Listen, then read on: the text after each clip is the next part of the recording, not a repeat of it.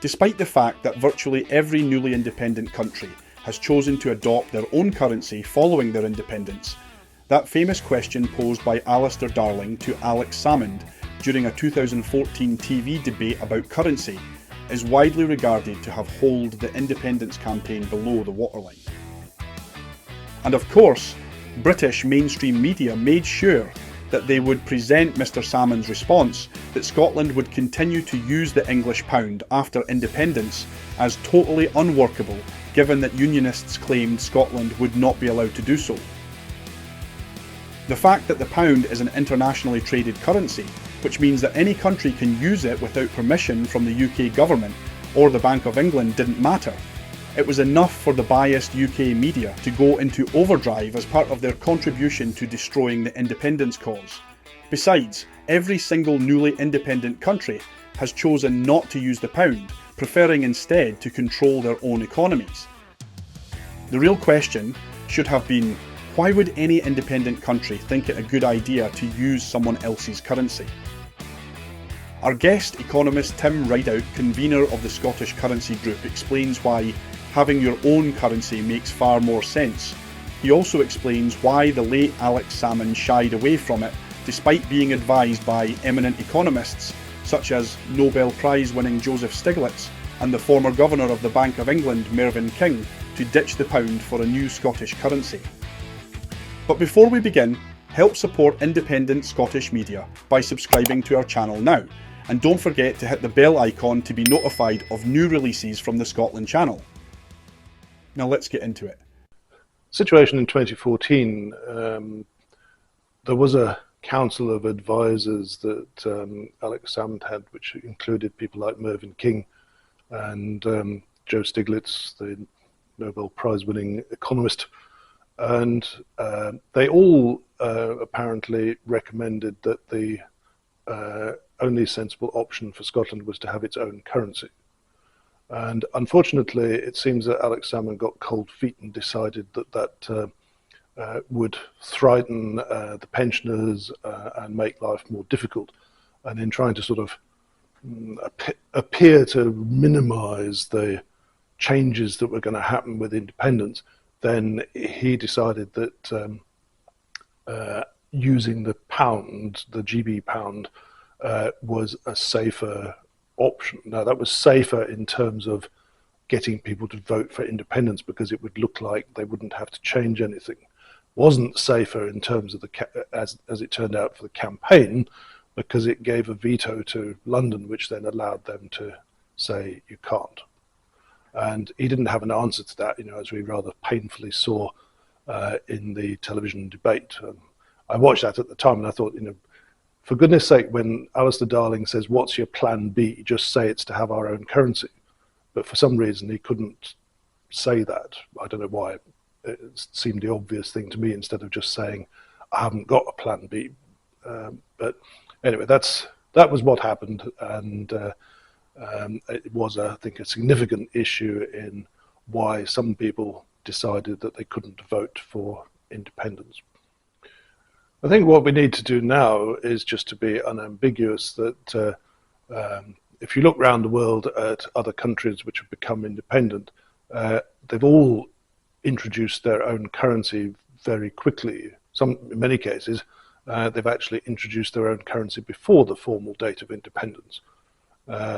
So this is not a sort of strange or radical position.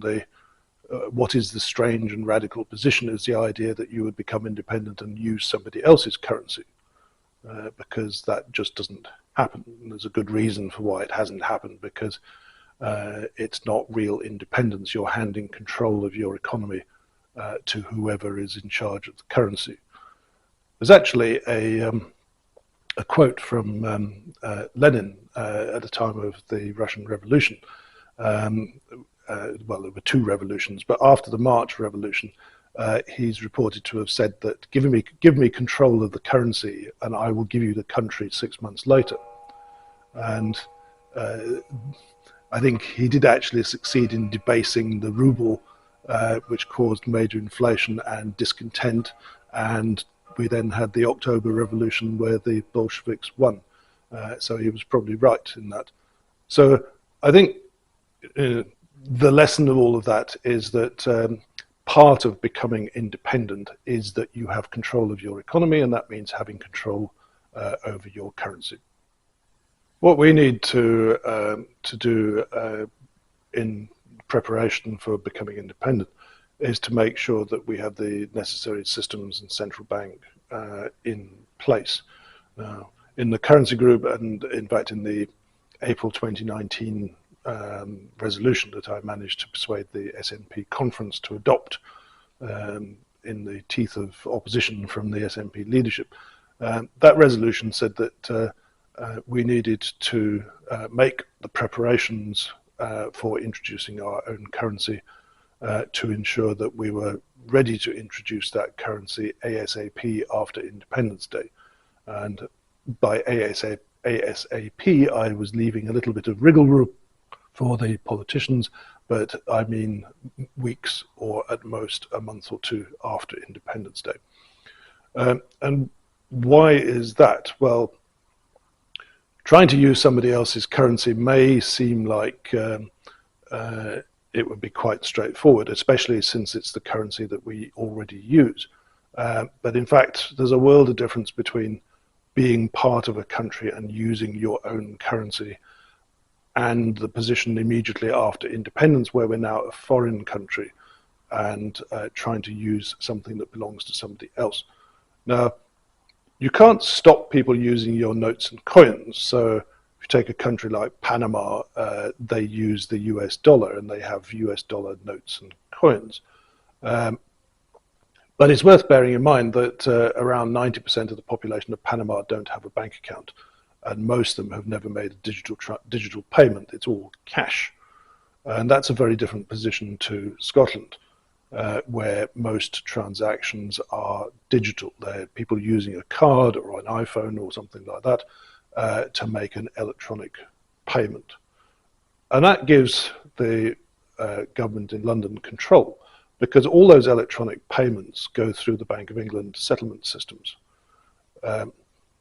For example, when you go into your online banking and you make an instant payment, that goes through something called the real-time gross settlement system, which is a Bank of England system. And that means that the money goes from your bank via the Bank of England to the other person's bank. And that means that the Bank of England has the ability to switch off that access. So, when people say, we can stop you using the GB pound, then effectively they can, because they can block the digital payments. So I don't think that's something that necessarily would actually happen in reality. The issue is more political, because the actual reality of independence is going to be maybe 2 or 3 years after we have the democratic event, whether it's a referendum or a parliamentary election or whatever it is. You've got that sort of 2 or 3 year transition period, and obviously what actually happens after Independence Day won't be known until we get there. But in the campaign, if our position is that we're just going to carry on using the GB pound, you're giving London exactly the same leverage as they had in 2014, which is to just say, no, you won't. And they can prove it, because the Chancellor of the Exchequer, for example, could simply go on the television and say, if Scotland chooses independence, I will instruct the Governor of the Bank of England to disconnect your banks. And you can't counter that, because you can't force them to allow connections. They just have to raise that threat, and you're then in a quandary, because there's nothing you can counter it with, and you can just say, no, you won't, but they'll say, yes, we will. And for the voter, you now put a big question mark over whether it's safe to choose independence. And that's absolutely what we should not be doing. We need to simply be clear to people that if you want Scotland to be an independent country, that means having the accoutrements of an independent country, one of which is currency, and it's not optional. It's not optional whether you have a flag or a national anthem. It's expected. It's not optional as to whether you join the United Nations or don't join the United Nations. And it's not optional as to whether you have a currency.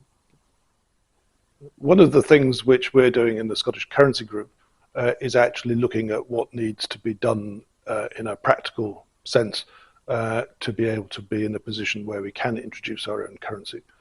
Now, there are various aspects to that. I mean, notes and coins are something which has to be designed, and awarding a contract to somebody like De La Rue to actually manufacture them. Making the new pound coin, for example, took the UK over a year to actually do. So that it's not a trivial sort of task that we just run off a few banknotes on the photocopier and there we are, we're ready to go. So that's one task. That's fairly straightforward. We also need to set up a payment system, an interbank payment system for the Scottish pound. And that might sound like it's terribly technical, but it's actually a fairly well understood process, and it doesn't rely on having to start from scratch. The suggestion from the currency group is that we simply use the European Central Bank software. They have two payment systems. There's a small amount payment system and there's a large amount payment system. And that software exists. It's already been rewritten to include multiple currencies because it handles the Danish kroner as well as the euro.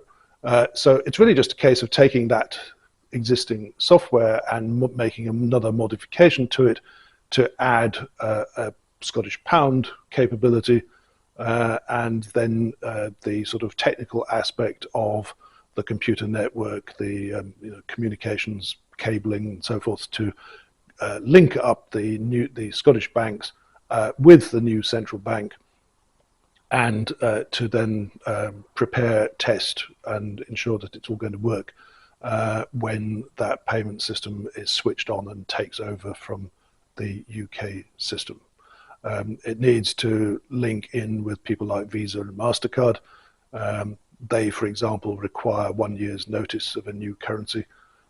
So we need to sort of have a plan for getting them on board and setting that up. Basically, that's pretty much it. You create the central bank, you ensure it has the proper staff and computer systems. It's about 800 staff, maybe, by the time we get to introducing the currency.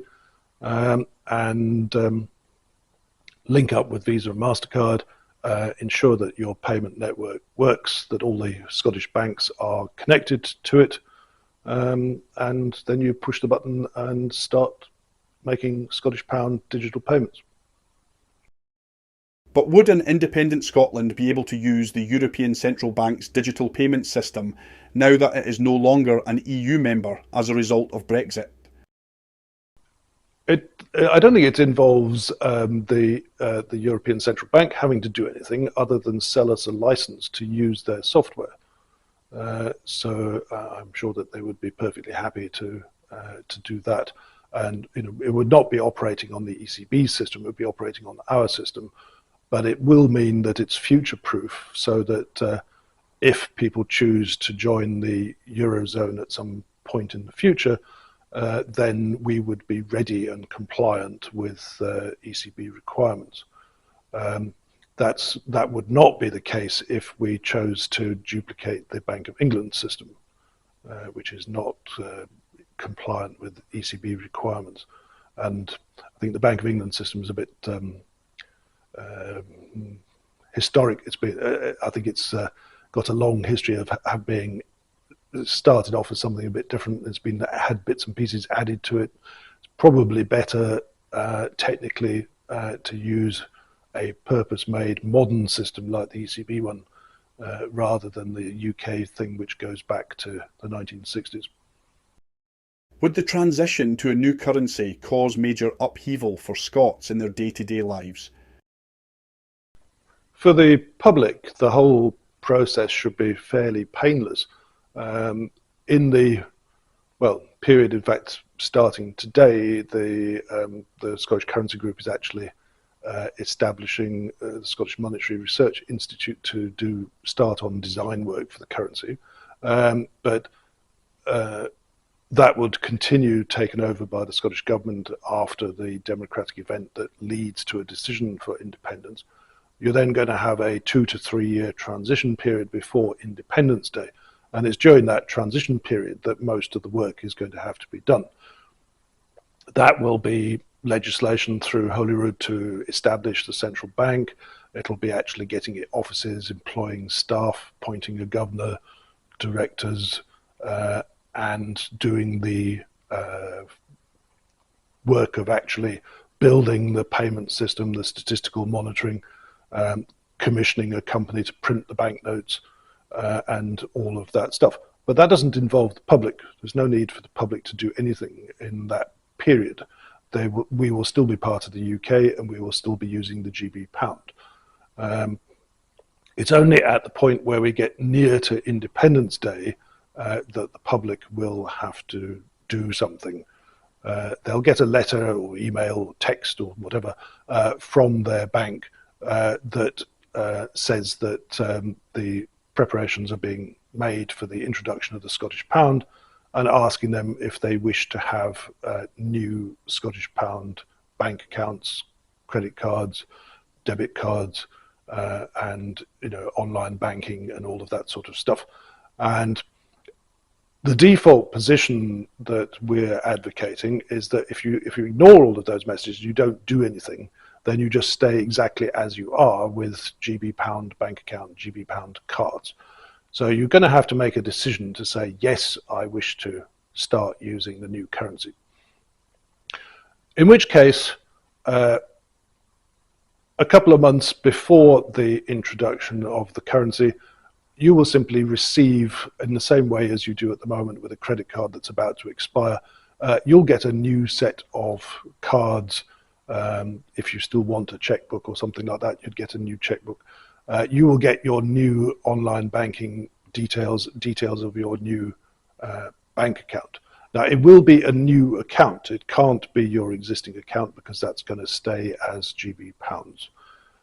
So you'd get a new bank account number and sort code and a new set of cards.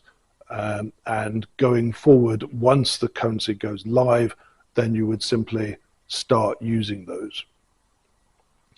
If you ask for it, your bank will take your GB pound balances and it will transfer them into your new Scottish pound accounts, or part of them, or if you don't want to have to do that, you can keep your money in the GB pound.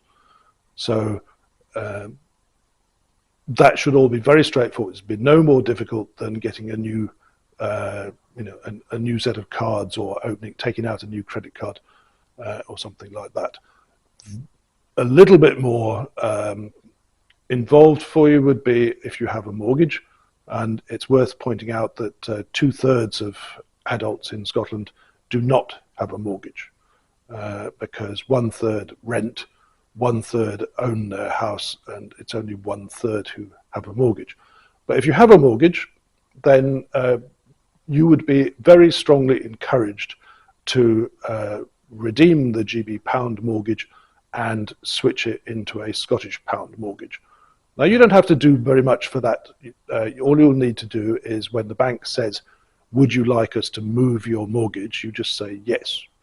So most people these days have a 2 or 3 year fix on their mortgage, and at the end of that fix you have to renew it, and this effectively is a similar process. You're going to, you're simply going to have to say, yes, I want to take out a new mortgage, and your bank will grant you a Scottish pound mortgage. They'll use that proceeds of that to pay off the old one, and then you'll just go forward with the new new Scottish pound mortgage at the same interest rate, same terms as you had previously.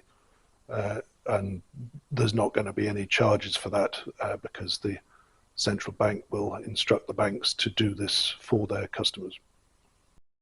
How would the Scottish pound's value compare to the English pound following independence?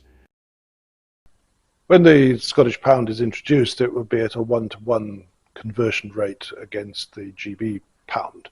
And there would be what we've termed the exchange period, a period of 2 to 3 months at the start, where the central bank keeps the exchange rate constant at 1-to-1, while people have the opportunity to change their mortgages, their bank accounts, savings accounts into the Scottish pound. After that period, then the two currencies would start to diverge. We're suggesting that the central bank would introduce a process called managed bands, by which they would say that the Scottish pound starts off staying within, say, 1% of the value of the GB pound, and the central bank would intervene in the foreign exchange market to ensure that it doesn't go up or down by more than 1% in either direction. This is simply to prevent any short-term instabilities as people get used to, as the markets get used to having the new currency. And assuming that everything is going smoothly, then the central bank could relax the bands gradually, and maybe after a month or two they move to plus minus 5%, and then maybe plus minus 10%. And in due course, the Scottish pound will establish its value according to what the rest of the world, and I mean the rest of the world, not just the UK, thinks that it's worth. In the longer term, the value of any currency really is determined by the strength of the country and the national economy. So in terms of what the Scottish pound would be worth going forward, it's really up to us. If we have a stable, democratic, well-run country and we rebuild the economy, undo the damage that's been done to it over the last 100 years, and ensure that Scotland becomes a sort of fair and prosperous country, then the economics of the situation would suggest that the Scottish pound would tend to appreciate. If we made a complete mess of things and carry on the way that the UK has been going over the last period, then the same thing would happen to the Scottish pound as has happened to the GB pound. When my mother went to Switzerland first in 1947, you got 25 Swiss francs per pound. Today, you only get 1 Swiss franc per pound. So the GB pound has lost 97% of its value against a hard currency like the Swiss franc. I think in terms of what's likely to happen or might happen with the value of the Scottish pound, well, if anyone could predict the value of a currency 5 years ahead or 10 years ahead, they would obviously be a multimillionaire, because you'd be able to play the market and win, but it doesn't work like that. But the sort of trend, probably, I would say, based on Scotland's resources and the fact that we have a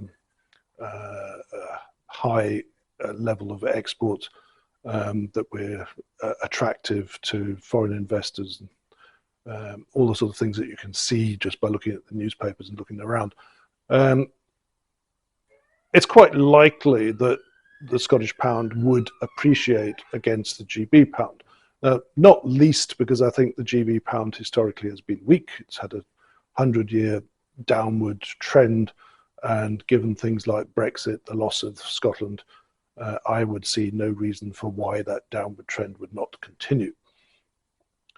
In terms of the value of the Scottish pound against other currencies, which is really from our point of view, from our industries and international trade, it's actually much more important as to what happens to the Scottish pound versus the euro, for example.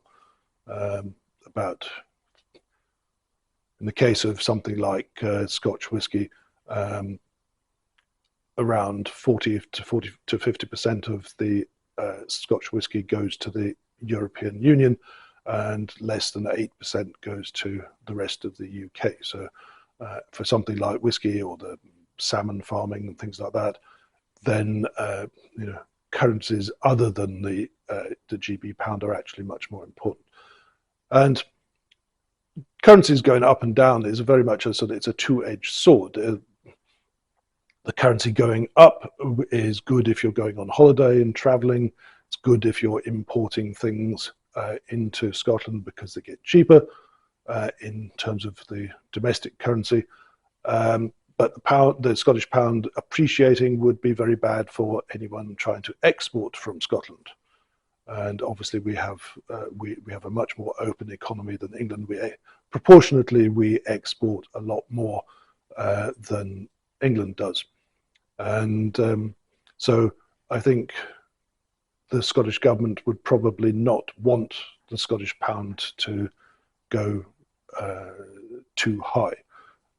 Just as, for example, the Norwegian state has tried to prevent the krona appreciating, and the same with Switzerland.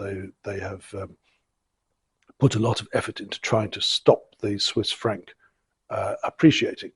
Now, in the case of Switzerland, that just means that they have created more Swiss francs in order to satisfy the market. They've used those Swiss francs to buy up foreign currency, which increases the foreign reserves of Switzerland, but it gives the foreigners more Swiss francs, and therefore means that they can move their savings and so on into Switzerland without endlessly increasing the value of the Swiss franc. In the case of Norway, it was a slightly different problem. The oil revenues were obviously in dollars, and had all of those dollars been sold and converted into the Norwegian krona, then the krona would have gone through the roof. And Norway didn't want that. They didn't want to end up with the oil curse of an overvalued currency and becoming a sort of one-horse state where the only game was oil and gas and everything else was wiped out. And that's the real reason why the Sovereign Wealth Fund was set up. The Sovereign Wealth Fund, incidentally, it has the benefit of being a reserve for the future. But the main purpose of the Sovereign Wealth Fund was to keep the dollars out of Norway. And that's what they've done. They've just held them offshore and not converted them into the Norwegian krona. So I think it would be a nice problem to have if the Scottish pound tends to go up in value, because it just means that the central bank would be able to create more Scottish pounds and use them to buy up foreign currencies to suppress the value of the Scottish pound, and it would add to the foreign reserves. We could become like Norway. We could put that into a sovereign wealth fund if that was what we wanted to do. How would an independent Scotland deal with the damage done to its economy by the UK government in England, which has sold off Scottish assets, invested in the south of England and closed down facilities like Grangemouth? What Scotland would need to do, what Scottish government would need to do after independence, and plan this before that we get to independence, but we need to rebuild and alter the Scottish economy so that it works in favour of everyone in Scotland. At the moment, you'll see lots of discussion about foreign investment, and the SNP leadership seems to be quite keen on promoting foreign investment. In the Currency Group, we're not really very enthused about that. If it happens, it happens, but I think it's not something that we should encourage. A very large proportion of the Scottish economy is already foreign owned, and we want to restore domestic control, and we want to develop our own businesses and ensure that we get the profits of what we do. This is obviously a big problem with renewable energy, for example, where a lot of the wind farms and even things like the Scottish National Grid are foreign owned, which means that the only a small part of the revenues stay in Scotland. A lot of it never comes here at all. So having our own currency, our own economy, independent, provides you with much better ability to actually control that. And we are proposing that, for example, banks which wish to operate in Scotland will over time be required to get to the position where 51% of the shares in that bank are owned domestically in Scotland. Something which other countries have done. South Africa, for example, had a requirement that, if you went back to the 1970s, most of the South African banks were owned by British companies. Barclays, Standard Bank, things like that had just a subsidiary in South Africa. South African government said that that's not good enough. You have to set up a local company and float it on the Johannesburg Stock Exchange. So I think we would want to do exactly the same with strategic things like banks, but other industries, whiskey, for example, something like 80% of the distilleries are actually foreign owned. We need to try and ensure that that's repatriated and a lot more of them, and the new ones stay domestically owned. There used to be a lot of company headquarters in Scotland. When I first came to Edinburgh in 1984, there were companies such as Standard Life, Scottish Widows, the Scottish Banks, Scottish Equitable, Scottish Amicable, all of the General Accident in Perth. So these were all major companies. A lot of them were quoted on the stock exchange, and headquarters with the associated headquarters jobs in Scotland, and almost all of them no longer exist. The number of companies on the London Stock Exchange which have their headquarters in Scotland is now very small. So we would like to see that addressed, and the Scottish Government promoting domestic investment. If they're going to be handing out business development grants, they should be to Scottish businesses, not the likes of Amazon or any other foreign company. A beneficial consequence of becoming independent and having our own currency is that companies which currently operate in both England and Scotland would have to legally separate into an English company and a Scottish company. They may be owned by the same people, but if you take Diageo, for example, it's headquartered in London, owns a lot of something like 35, 40 whiskey distilleries, Gordon's Gin, things like that.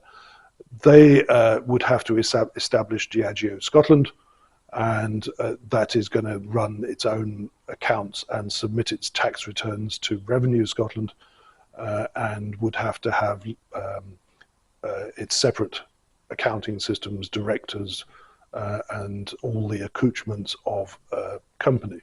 So it may still be foreign owned, but it does mean that you then have legally separate companies for everyone that currently operates in Scotland. So that's an immediate economic boost, and it also means that we get visibility of what's happening in those companies, which we don't have at the moment.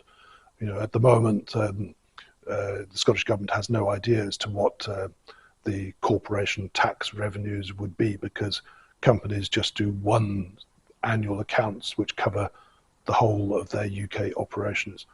So we would have visibility of all of that. We would be collecting our own VAT, and most companies are now obliged to follow what's called country by country reporting. So the opportunities for fiddling your tax bill are much reduced, and they're going to have to declare what their revenue, what their profits and everything are that arise in Scotland, and pay the appropriate amounts on that. So why has support for independence stalled in Scotland and remained around the 50% mark? I think, obviously, at the moment, from the point of view of the yes movement, things look a little bit gloomy because well, the whole world's looking a bit gloomy, but we seem to be slightly moribund. But a lot of that, we're still at 50% in the polls wanting independence. I think the reason why we're still at 50% and we haven't got to 60% is because the political leadership especially, but also the wider independence movement, has failed to develop the prospectus and the case for independence. And there's two aspects to that. One is what Robin McAlpine called the obstacles, and removing the obstacles to people choosing independence. And those obstacles are what happens about your currency, which we're addressing, what happens about the border with England. And I think in some sense, Brexit has been useful in that the border with England is going to be exactly the same as the border between Northern Ireland and England, because Northern Ireland is in the single market and the currency union, and England isn't. I think Scotland would, it's certainly not immediately going to rejoin the European Union, but we would want to get into the single market and the currency, the customs union as soon as possible. That means that the arrangements for the border between Scotland and England are effectively already defined by the way that Northern Ireland does it. So there would be no restrictions on freedom of movement across the border because of the 1922 Common Travel Area, and goods would have to be declared. There'd be some sort of inspection, possibly some duties payable, but it's going to be the same as it is in the Irish situation. The other obstacles is what's going to happen with pensions, and the answer to that is quite simple. The Scottish government would take over the state pension from the UK, and it would be paid in Scottish pounds. The ambition of the SNP already is to increase that state pension to the European average, which would be about £300 per person per week, as opposed to the current 200 or so. Private pensions are a different matter. They're more complicated. It depends who the provider is and things like that. And so that's obstacle of currency, obstacle of the border, obstacle of pensions. We need a clear case. We're going to deal with the currency one. We've commissioned Professor Lorenjoy from Aalborg University to write a detailed currency proposal in the same vein as the one which he did last year for the Welsh Senedd. So that, the currency issue is being addressed, but the rest of those obstacles need clearly to be addressed. But you also need to have a vision for why you want independence. So I think as a nation, it's important that we think about what we want an independent Scotland to look like. I think getting rid of child poverty, having a fairer, which means a more egalitarian society, one without extremes of poverty and wealth, one which is sustainable in terms of the climate going forward. Those are all the sort of ambitions that need to be articulated and put into a vision for why we need control and want to be independent. Now, that's not quite the same as setting out detailed policies, in that that's up to political parties, and it's going to be up to the government that is elected at the point of independence. If you want to have a high rate of income tax or a low rate of income tax or whatever, those are specific policies which will vary from one person to another depending on your political perspective. So I'm not talking about that sort of policy. The 2014 prospectus did tend to fall into the trap of setting out political policies such as more childcare. That's not what we need for the vision for independence. Vision for independence has to be about the bigger strategic decisions, better democracy, more local control, giving people the choice. One reason why we are not in favour of the SNP leadership's current statements that if you vote for independence, that means the European Union, is because that's removing control. It should be up to the people of Scotland, after we've decided on independence, to have another decision on whether we wish to apply to the European Union or not. Personally, I think the EFTA EEA position of Norway would probably suit us better, gets us into the single market, Erasmus, all of those benefits, without surrendering economic control to Brussels in things like the what I call the No Growth and Instability Pact, which is Europe's fiscal rules. We don't want that. I would strongly recommend. So it's about choice, the ability to make our own decisions. We can, nobody is going to say that we're not going to make mistakes along the way. Nobody's perfect, but there are mistakes. Now, in terms of, is this likely to happen? Well, at the moment, as I said, I think if you were placing a bet at the moment, you'd have to say that the evidence suggests independence isn't imminent. But these things change very rapidly. I mean, we can see that before January the 20th, we had what appeared to be a fairly stable and rational world, and barely 7 weeks later, we're in a chaotic and new situation where NATO has collapsed. America has suddenly switched sides and is now supporting Russia, who would have expected that to be the sort of position we were going to be in a year ago? So I think the British state is weak. It's continuing to go downhill under Starmer, who doesn't seem to have a clue as to what his policies should be, other than vacuous sound bites. And I think it could fall apart very quickly if some event, as Macmillan said, events, dear boy, events. Some event happens, then we may suddenly discover that the UK ship is holed below the waterline and that we have to take to the lifeboats.